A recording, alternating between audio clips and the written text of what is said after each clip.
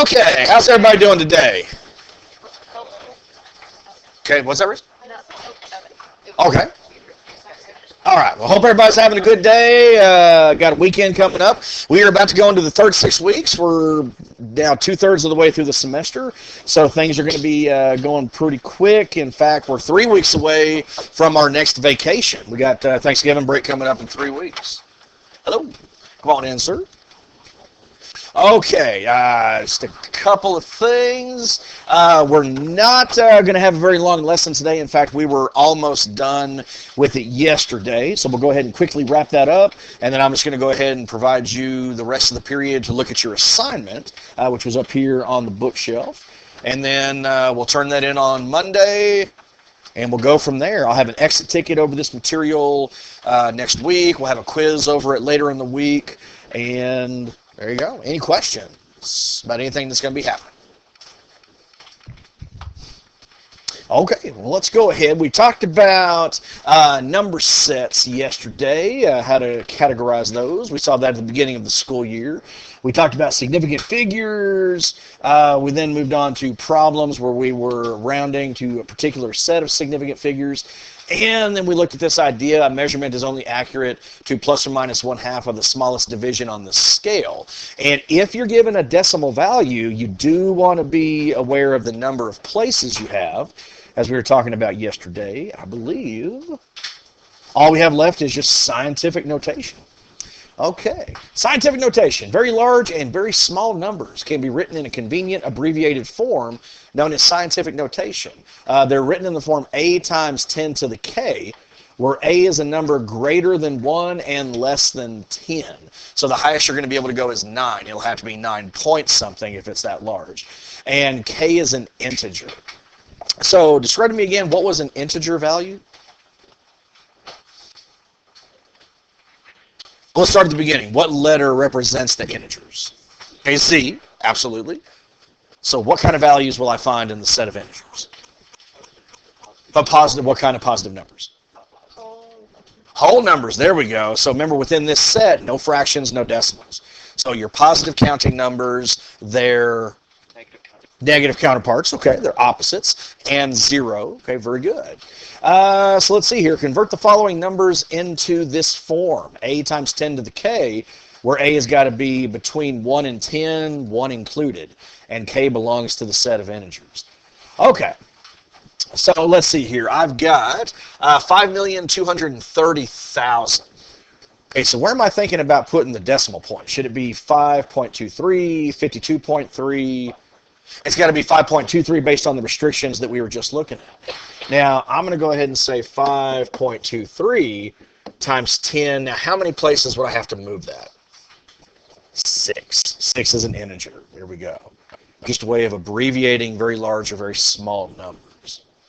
Okay, 5.23 times 10 to the 6th. Now, if I need the decimal to go in the opposite direction, then we'll simply go ahead and make that power what? Yeah, we'll go ahead and make it negative. As in B, I've got 0.0000698. Now, where should I place the decimal? There you go. So I definitely want to go ahead and say 6.98, but times 10 to the what? To the -5. There we go. All right. Okay, good. Then we got ourselves a little example here, a calculation with scientific notation. A sheet of paper is 1.2 times 10 to the -1 millimeters thick. Find how many sheets are needed to make a pile of paper that is 20 millimeters high. All right. So what would I do here? How would I go ahead and find the number of sheets needed for this?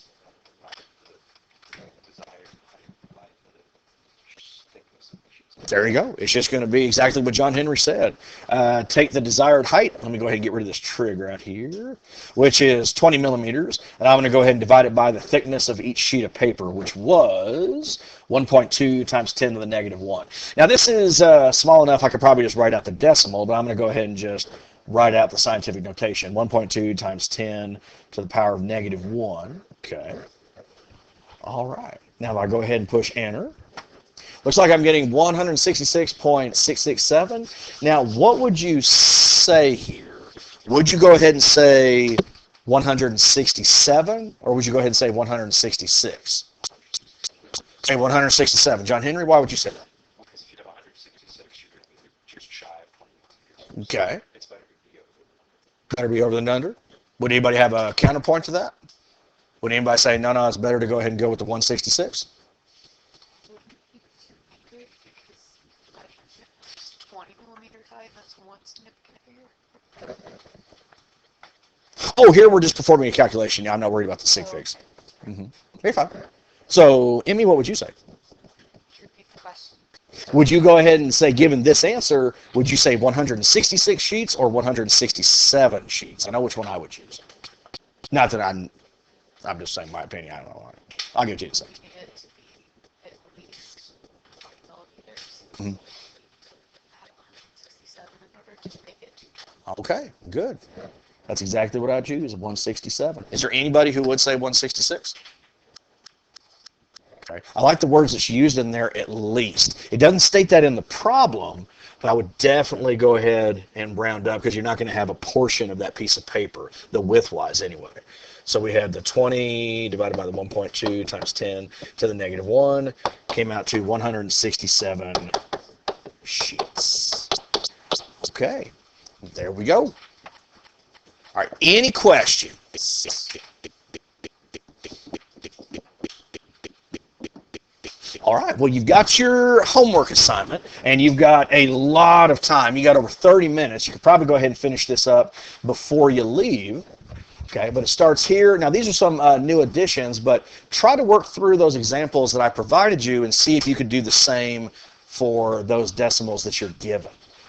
All right. So if you have any questions, let me know. I would definitely encourage you to work together. But there you go. Like I said, it's going to be really short.